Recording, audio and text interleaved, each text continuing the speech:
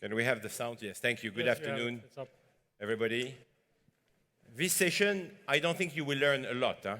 I'm not a philosopher at all. And to be honest, I feel so stupid for the past 36 hours by listening to all of you guys. Mashallah, you are very smart. I'm a mathematician, a civil engineer, and I look very stupid when I'm hearing these amazing speeches. My brother Rakan is also an engineer, but he's much more smart than me No. because he has his own blog, he's an author. And let me tell you in 2 minutes who we are and why we are here today. We are running a fantastic institution which was born in the Kingdom of Saudi Arabia 2 years ago by a royal decree. The institution is called the FII Institute, the Future Investment Initiative Institute, which was created after 5 years of creating, which is becoming today the most important, largest investment conference in the world, where we host in Riyadh end of October. It was a few weeks ago. I would say all the biggest investors in the world. And this is the people I'm calling myself, to be provocative, the cold blood people, you know, just business, business. Richard, they are philosophers in their own way. No. And what is interesting us as a foundation is to have one goal, to have a positive impact on humanity. I think today the most important thing is to help and support our humanity. You, us, everywhere. The world was facing so many challenges, as you know, before even COVID. The world was not in good shape. Maybe you will agree, maybe you will not agree. This is another philosophical question. But we thought that our mandate from this country, which is an amazing kingdom, full of energy, where many ideas were born, many initiatives were born. As you know better than me, the Kingdom of Saudi Arabia is definitely transforming the world today. Not only of this big giga project, but in all areas. I know the kingdom for 25 years. What happened in the past 5 years is 100 times more amazing than what happened 25 years ago. So we are tackling 4 big domains: AI and robotics, technology, education, healthcare, and sustainability. So today we'd like to hear from you, because we will after share that with all our community. All the business and the businesswomen in the world, private equity, sovereign wealth fund, etc. So please, we will have a very interactive conversation. Don't be shy, just go ahead. Try to make short answers, even if I know with philosophers, usually the short answer is 40 minutes. We just saw with brother Al-Walid, amazing, mashallah, but they took like 45 minutes to speak about one topic. So I hope that we'll be able to discuss about several topics. And please, when you will answer to the question, just introduce briefly yourself, because all this session is recorded and we want to know who is who, because your voices will be shared with many. Allow me to add one point before you go to the questions, Richard. The impact areas that Richard mentioned, the education, the health sector, the artificial intelligence, and sustainability, are areas that we look forward to help impact the humanity at large, for the better of humanity, with a sustainability element, which means it has to make money so that it be sustainable. So we believe that link between sustainability, longevity, and the financial support makes these ideas come to life, and of course affects all of us in a better way for mankind. Let's start with the first one. So I have a question which I'm always asking myself. So I'm very selfish today with the questions, because I really would like to understand. Does understanding philosophy lead to progress? We are living in a world which is going at the speed of the internet, precisely, and we're always running for progress.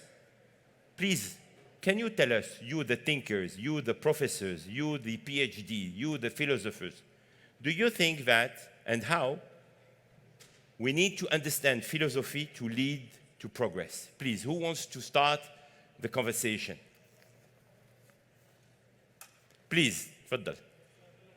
Yes, please, no problem. I will put my headset, but please go ahead in Arabic.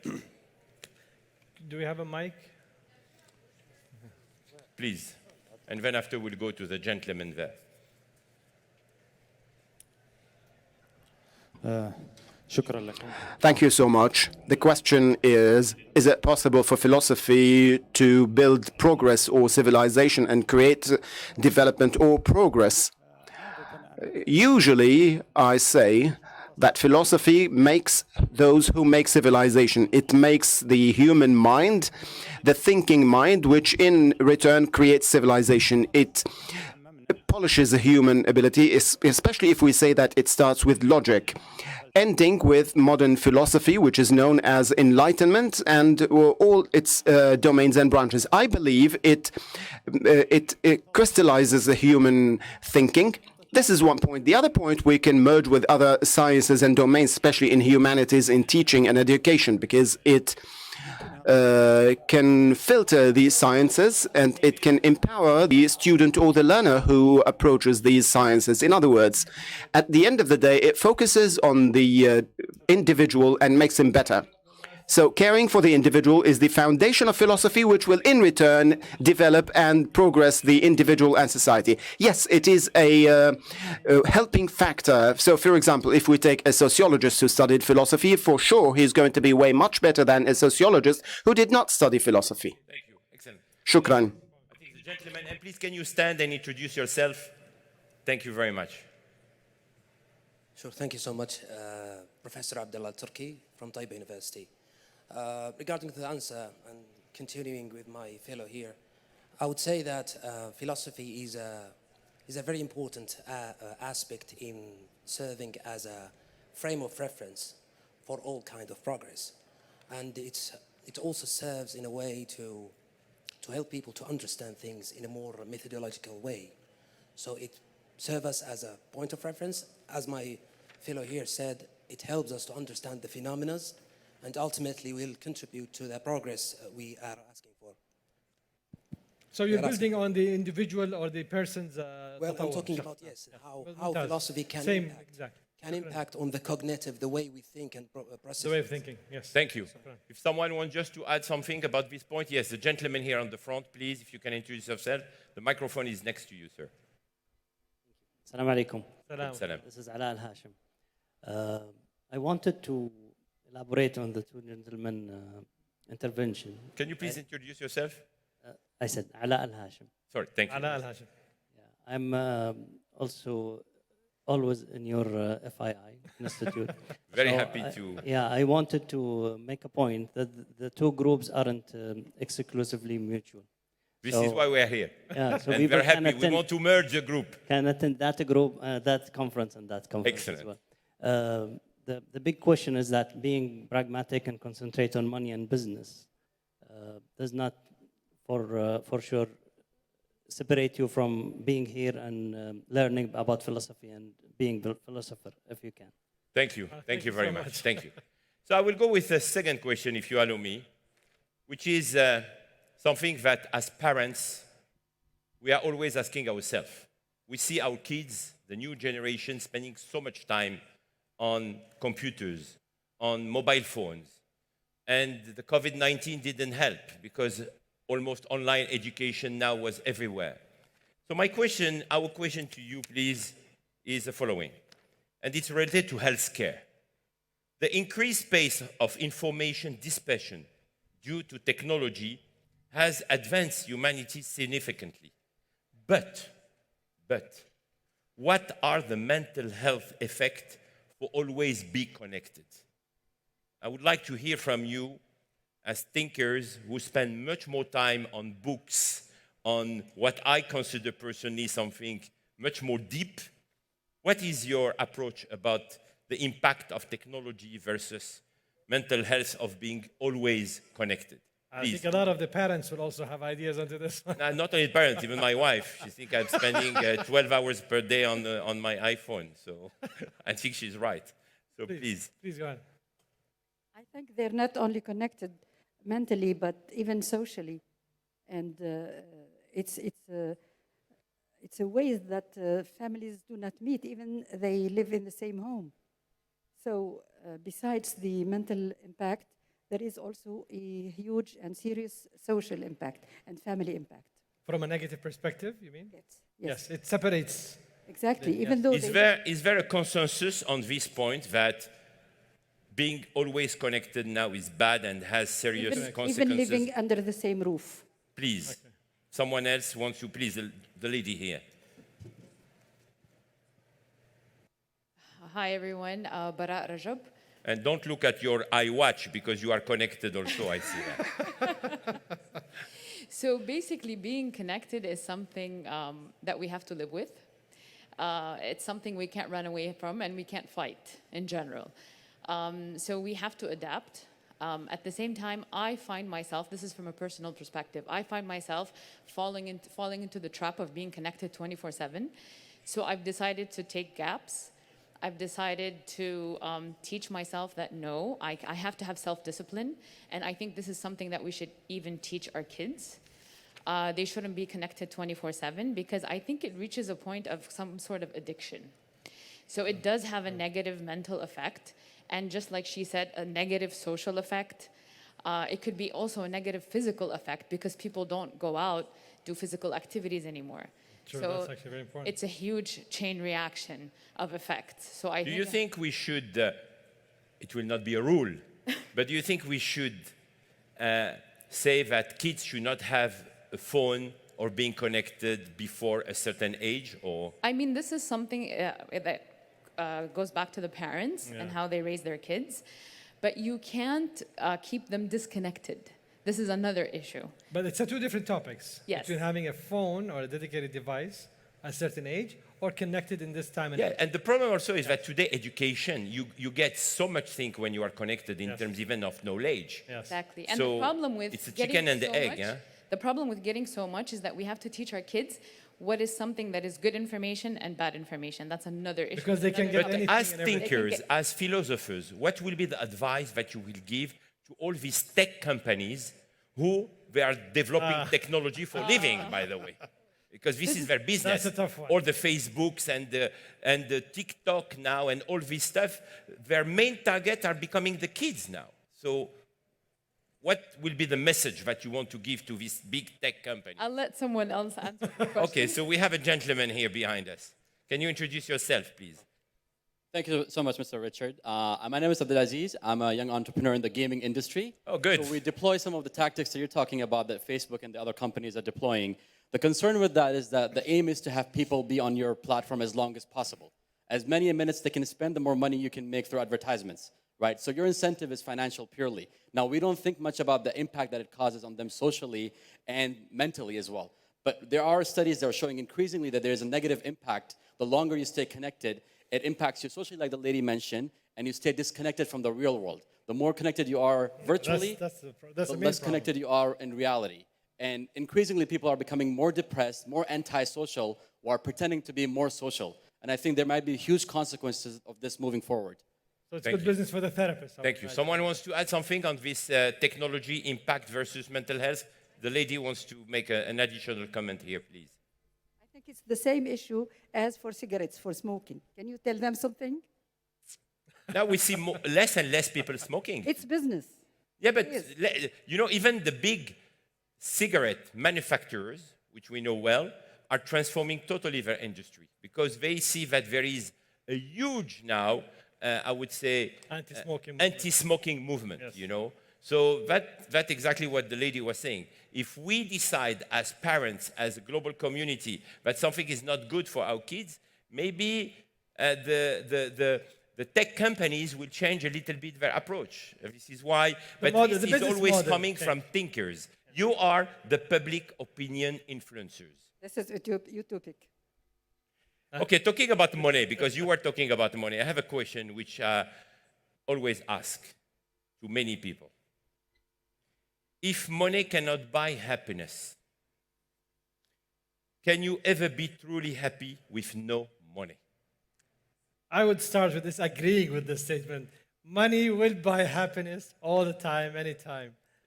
Maybe you're not right, so please, please, Let's see what people say. I would be happy to hear from you. So I repeat the question, just to help you to think. If money cannot buy happiness, can you ever be truly happy with no money? You have the right to be like Rakan, to not agree on the question. Please, the lady here on the front. You have two ladies. Okay. Hello. Please, can you introduce yourself? Yes, Sarah. I am a master's student of health economics at the University of Sheffield. So my answer is definitely no. I mean, with money, you have financial security. You would be assured that if you get sick or if anything happened, you would be prepared. Without money, you cannot get financial security. So no peace of mind. So for me, happiness is equivalent to peace of mind in a way. In order for me to be in ease is to know that I am all covered. And everything I want and I need is there for me when I need it. So money buy happiness. Who disagree? It's just rich people say it doesn't because they don't want us to be as rich as them. Thank you for your rest my case. contribution. Thank you. Thank you. Thank you, Sarah. Please, the lady here wants to. Please, can you stand? Sure. Just to help the camera to. Sure. Hello, my name is Safia, and I worked as an advisor for a university and have a background in diplomacy. I would say it's a normal misconception that is said that money can't buy happiness. However, scientifically, it is proven that money does buy happiness. But now the discussion is how much money do you have to make before it turns into unhappiness?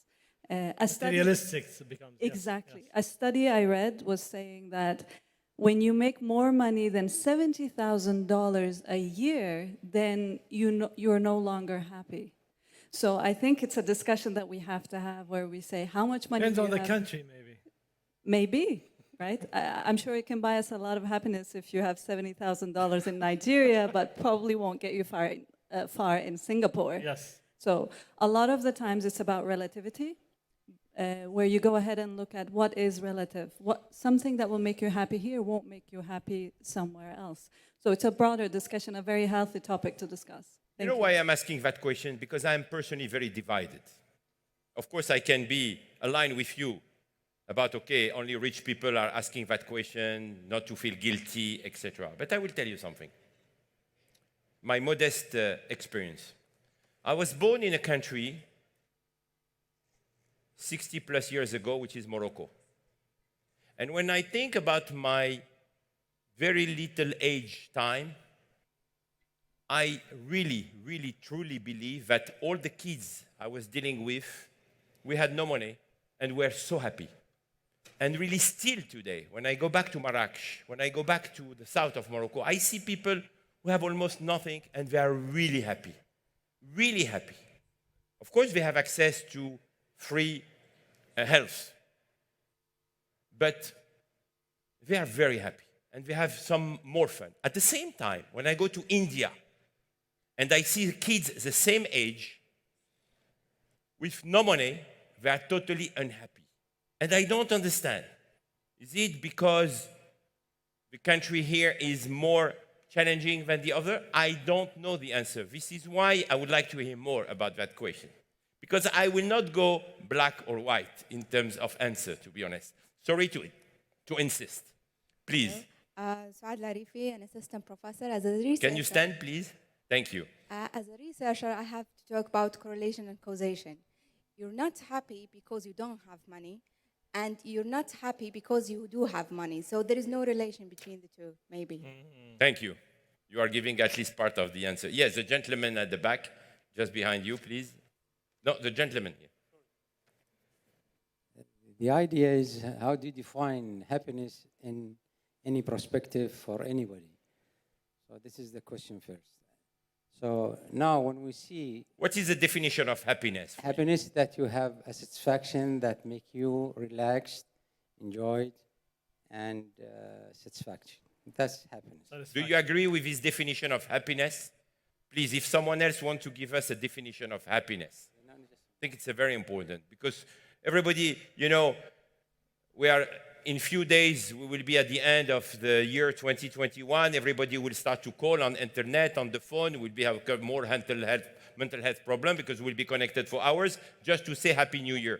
What happy means, what happiness is. Please. I want to elaborate more. Please. In general, I'm just saying in general, people, just seeking for three things, seeking one of them or two of them or three of them.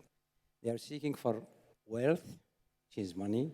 They are seeking for power, influence, or they are seeking for popularity. And others look for all these three things is just a waste, disturbance. They look for science, and they look for happiness when they reach some facts on science. So they don't want to be involved on all these three things. So this is first. Second, when you are talking that happiness is everybody is seeking that, this is the ultimate goal for anybody. It means that if somebody is rich, it doesn't mean he's happy because maybe he don't have kids. Others, they don't look for kids. They look for science, facts, and so on. That's what makes them happiness. Kids, maybe it's a burden for them. So the perspective that you look for happiness is this what counts. Thank you. This is why philosophy is always asking endless questions. Now we have a better have a couple of understanding. people in the Yes, back. we have two The more lady people who would like to answer about. Great. I see that happiness is bringing a lot of questions. Please. Thank you. My name is Abdullah Azir. This is a working idea, working thought. Please. I think happiness is something very personalized in terms of, if I want to generalize it, it's going to be the amount of hassle in your life that you can handle. So to answer, does money bring happiness, is having that enough amount of money that can keep going in this life with that amount of hassle that you can handle. Thank you. There is one lady here at the front, please, if you can. Thank you, and after we'll go to the next topic. Salut, je peux m'exprimer en français? Mais formidable, je ferai la traduction en anglais. Absolument. Là, je reviens à la I'm sorry, I can't translate French. équation entre les besoins Entre les besoins. et l'argent. Et plus on a de besoins, et plus on a besoin d'argent. Makes sense. Et le drame, le malheur se situe entre les deux. Alors, il faut savoir contrôler ses besoins pour ne pas être après malheureux derrière l'argent. Madame is saying that the problem of happiness is that we always have more needs, and more we have needs, more we need money. So the question of part of the solution is we need to control our needs. Then if we have modest needs, we will not need content. more money. You of need to course, be more content. makes sense. Of course. This is why we always see this are problem of the rich people. Because more rich they are, more they create problem. Yes, last question from the lady. I think someone raised a hand there. Yes, next to you. Please. I'm Rihab Al-Garni from جامعة طيبة. أنا أشوف إنه السعادة متعلقة. I believe that happiness relates to others. In other words, the people in Morocco, for example, were happy because they did not compare themselves with another community, which is in India. In India, they were unhappy. I believe happiness has a side of contamination and comparing the self to others. So if there's no money and you live by bartering, for example, they were happy. The moment the social media came and then we started comparing ourselves to others, then we started to see less happiness and it has to do with satisfaction to some extent. But no matter how much satisfied we are, then it diminishes through the wife and the children. How much can you, for example, protect your virtuous community from comparison? The moment you start comparing with others and the openness to others, it led to lesser and lesser happiness. Thank you. Very valid point. Thank you. I will go back to technology, if you don't mind. We need to move forward. Do you have any questions? It's only two so far, right? Sorry? No. But I have a question about technology, because at the Institute, we're investing a lot on reports, indexes, on how technology is impacting our humanity. And I have a question. Do we control technology, or is technology controlling us? Who would like to answer to that question? Please, the gentleman at the front.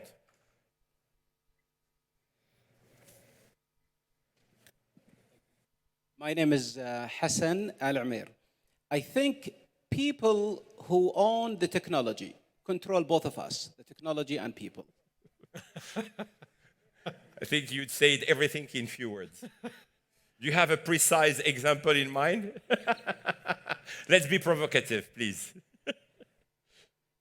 Well, would you say, what's your question? No, my question is, do you have an example in mind to... Well, from my perspective, those people who manage those practices of the technology, those websites, they manage Social the whole, network. they manage the whole world. If they need people here in Saudi Arabia or in the Middle East, if they want them to concentrate on subject, they have the tools to make all people around the Middle East to discuss about it. So those people who come, we don't know them, in fact. No, you are very, you know, I'm scared sometimes. You know, I have having conversation during a lunch or a dinner with some friends, and we say, oh, you know, I would love to see this, I don't know, watch, etc. And after 2 minutes, I get the advertising. I get advertising on my phone talking about watches. So they track all your Big Brother world. The gentleman here, I want to say some comments about technology and who is controlling who. Yes, just to follow Please, up. Please, if you can stand and introduce yourself. Abdulaziz Muhammad Al-Hindi. Just to follow up to what Mr. Hassan just said, technology controls us, and it is all about the Big Brother. So, the gentleman also. So before we go to, please, the question here. So guys, two gentlemen here are saying that we're controlled by technology. Should we continue to accept that? We are in danger as humanity. If you are all aligned, maybe someone is not aligned with the fact that technology is controlling us. Yeah, I'm just want to specify the definition of technology. When you are talking about technology, it means that you mean the cyber world. In the cyber world, now we are a new world that has been created and fast growing. And the idea behind that, control or not control, is a law. So is the law? The law is there is a law issued internationally that can control. It's not the case, sir. As you know, there is a big debate inside the European Union, big debate about privacy of data. No, I'm coming to you. Please. There is a law called the space law. It took 20 years from the United Nations to issue that law after a long debate from all the members of the UN. There is a sea law which deals with the seas, and it took also 25 years. But for the cyberspace, there is an international committee is constructed and giving an advisory for the UN secretary. Until now, they try to come to a model for controlling the space, the cyber space.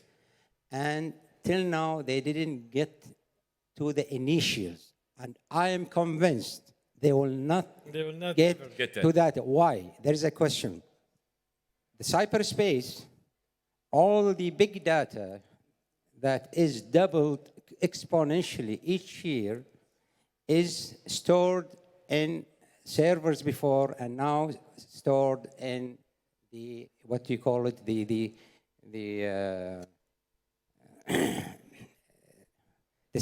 cloud. The cloud. The cloud. Yeah, the cloud, yes. Okay. When you see the law, international law regarding the cyberspace, there is only one standard issued yet regarding that, which is the Internet of Things. Artificial intelligence, cloud, blockchain, and so on. There is no standard, and that standard is set by 3 organizations. ISO, International Standard Organization, International Telecommunication Union, and the Electromechanical International Committee. And there is a joint committee. Till now, there is no standard for the cloud and for the blockchain and for the what you got. So how can you control? You can control only when you issue that law. And then one thing else. Yeah. Just I want to I mention. just don't want to interrupt you, but just 2 things. Yes. There are 2 points raised in the International Telecommunication Union. Yes. The sovereignty of data. Absolutely. And the residency of data. They didn't resolve yet these 2 points. So if the sovereignty is not solved in the cyberspace, how can you control? So we are in a mess. Thank you. Thank you very much Thank for you. this contribution. I think that really, if I can give you a modest advice, you are the thinkers. Really, you are the thinkers. And I think as thinkers, you have an obligation, is to raise your voice. Is to raise your voice to explain to the world, to the developers, to the tech companies, to the public figures, to the policymakers, what you really think. You need to be heard. Because if not, our humanity would be totally going in control by technology. I think it's my personal opinion. And I have another question about what will be the impact on our humanity from AI, artificial intelligence, which is one of the points that you addressed very briefly, which is maybe someone wants to react on. We're all talking about AI. The kingdom is going full speed to invest on AI. It will be probably one of the champions. AI will be one of the sectors where the Kingdom of Saudi Arabia will lead very soon, AI and robotics. We see what is happening with NEOM and many other projects. So what do you think AI impact will be on our humanity? Do you think it will improve our life, or do you think it will be a challenge? Yes, artificial intelligence, or AI, is definitely the scientific type of brain that robots will use. And they are fast with machine learning, so they adapt very quickly, much faster than what we do. So the questions from Richard is very important to see. In a few years, we will see them acting as human as possible. So how impactful is that on us, on our societies? Who wants to take that point? Please, a gentleman. Can you introduce yourself, please? Yes, Fran ORourke, Emeritus Professor of Philosophy at University College Dublin. I think there is so much nonsense spoken about artificial intelligence. The word intelligence comes from the Latin intus legere, to read into. An animal can perhaps distinguish between shapes of circles and triangles, but it will never form a concept of triangularity or a square or a circle. Language is frequently used in many different ways. To speak of animal intelligence, or even more strangely, artificial intelligence, is to use terms in a very diluted significance. You might as well say that a book is intelligent because it has encoded within its pages those signs which you and I, as intelligent readers, can read into the book. Aristotle, speaking of robotics, he refers to things of nature as those things which have within themselves their own source, their own principle of rest and motion. A computer is an assembly of plastic, bits of minerals.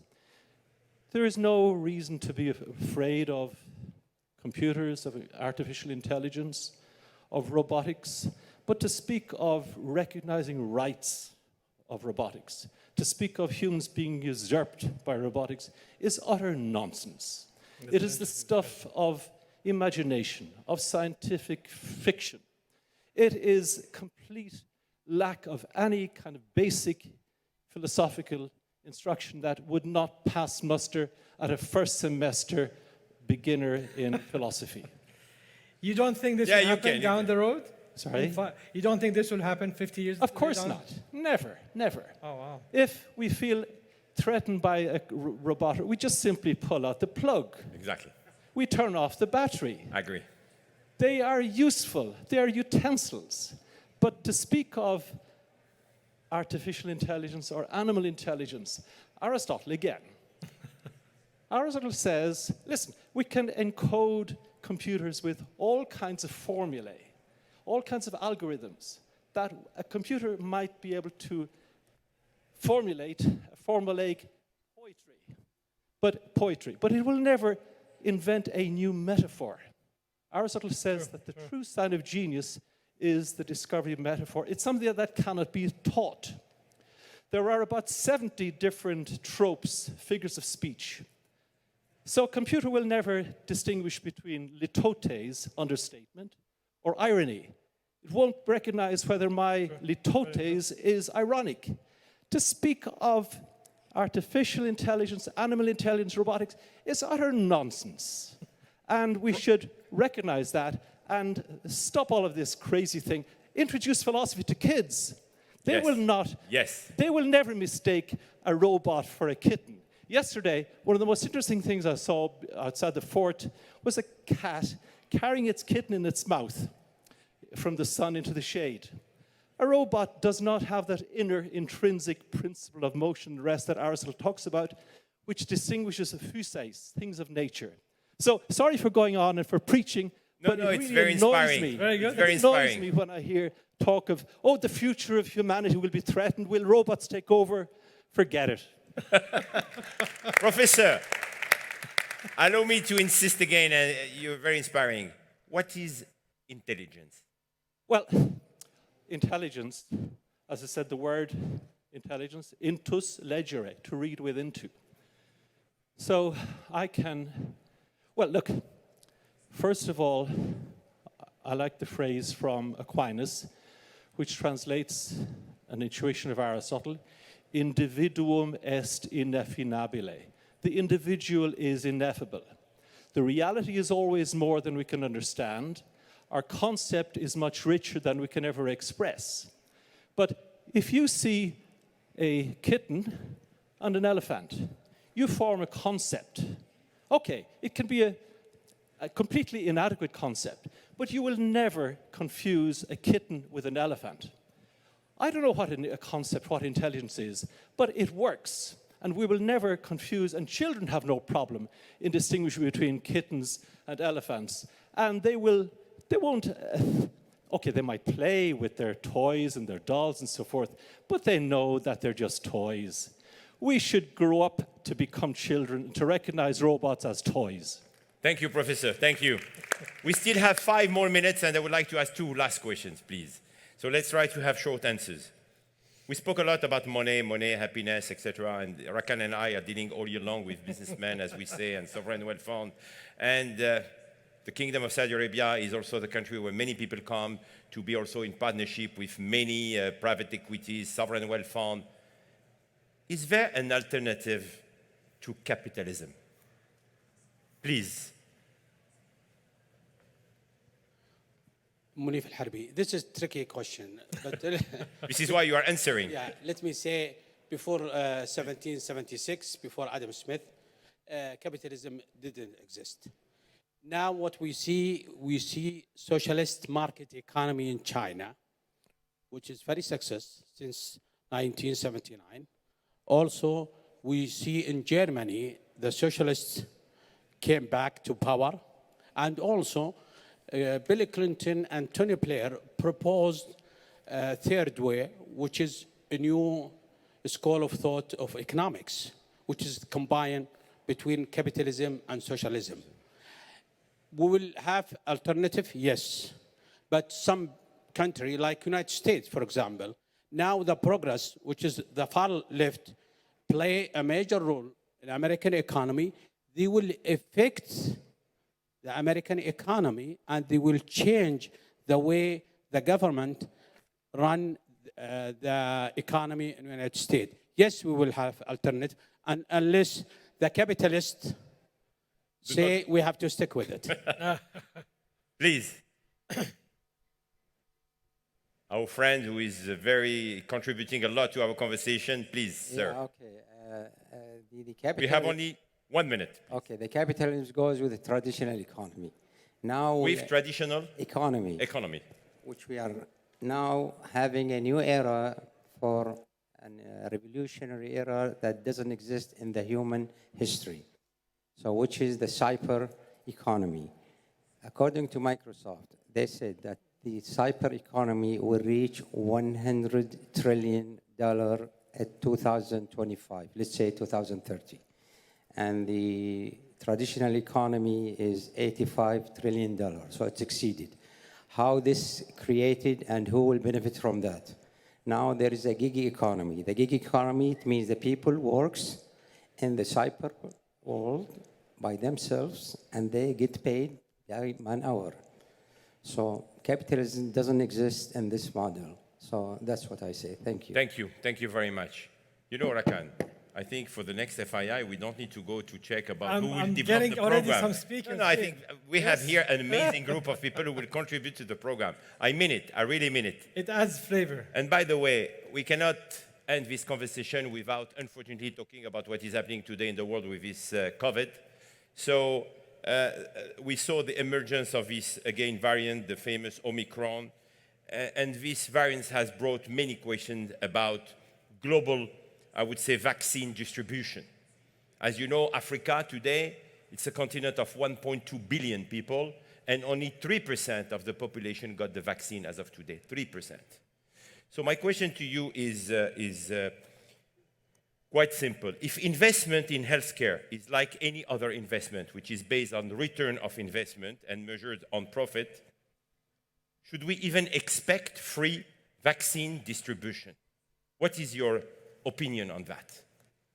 This is a big debate. Political leaders are just making statements, but we don't see anything happening to support countries in need. Please, I will come back to you, sir, because I don't want to be told that it's a dialogue between you and us, if you allow me. So maybe we will have some... Yes, please. The lady here at the front. And then the gentleman, and then we will end with Maybe insurance companies should pay for the vaccine. Insurance company should pay for the vaccine. I hope we are taking notes, guys, for all the summary of this session, because it will be made public. Insurance companies should pay for the vaccine. Somebody has to pay the insurance companies. So with the governments? No, they are making a lot of money, the insurance companies. Come on. They can be part of their profit. Here? Yes, sir. Please, a microphone here on the front. Let's run, please. We only have 30 seconds. يمكن حل المشكلة هذه عن طريق solve this problem through the public participation, that every capable individual can pay for someone who is incapable globally, and then there can be an electronic organization of this orchestration through charities or gifts to a certain extent. Every person can pay for someone who is unable financially, and we can cover hundreds of millions of cases in that case. The global philanthropy movement. I cannot agree more with you. Continent like Africa, 2.6 billion, it's very hard. Absolutely. The young man, we never heard from the young man at the back, please. Can you introduce yourself and stand up, please? Assaf Al-Baz. I think what this gentleman says is the socialism. But is it a good idea or it's a bad idea? No, it's a bad idea. Bad? Yeah. How would you save Africa? So what the African countries should do? They have minds, they can think what they can do. I'm not responsible about the other people. I am only responsible about my family. So you are quite selfish. Yeah. Good. This is the definition of capitalism. No. I'm joking. Yes, please, the lady here. No, I know he's joking. No, maybe not. We know. No, Sadaka is part of the culture. Come on. Yes, please. Je vais m'exprimer encore en français. Je pense face à ce défi, à ce grand risque sanitaire qui menace l'humanité, comme les guerres, comme les pandémies, comme tous les fléaux, je pense qu'une décision à l'échelle mondiale de dispenser ce vaccin gratuitement à tout le monde. So, Madame, think that it's like for the wars, for the big challenges that the world is facing, this is something which has to be decided almost at the United Nations level to involve all the countries and to make that as an obligation for countries. Please. I believe this is moral obligation of the G20 countries and the G7 and the Power 5 in Security Council. This is a moral obligation. Thank you, sir. It's very concrete point. Le mot de la fin, as we say, the last word. Okay, let's go with this gentleman here, and then we will end with the gentleman who had a great contribution today to our workshop. Yes, sir. Can you introduce yourself, please? My name is Francisco. There was a recent study. Where are you from? Australia. Australia. There was a recent study that showed that for every dollar invested in vaccines, it has $17 benefit to the global economy. I think... How much? 17? 17. Significant. I think the question is, not should it be free, but what is the cost? Not only in the economic cost by prolonging COVID, but also humanitarian cost. So what is your recommendation? It should be free. It should be free. We're still going to pay anyway. Thank you. The last word for our great friend. Yeah, the idea is very clear. The world is facing a global issue regarding the climate change. And they have debating for 25 years till they come to an agreement, which is Paris Agreement. And now with the latest Glasgow, they even issue a new standard for the accounting standards, and they call it the sustainable standard that they integrated with the accounting standards, and they will make a council. So that's a global concern. The same thing can be for the pandemic. With the pandemic. You cannot wait 25 years. No. It's a global issue. Just imagine for the Glasgow, they put a recommendation with $130 trillion assisting for solving this issue. Not $100 billion, $130 trillion.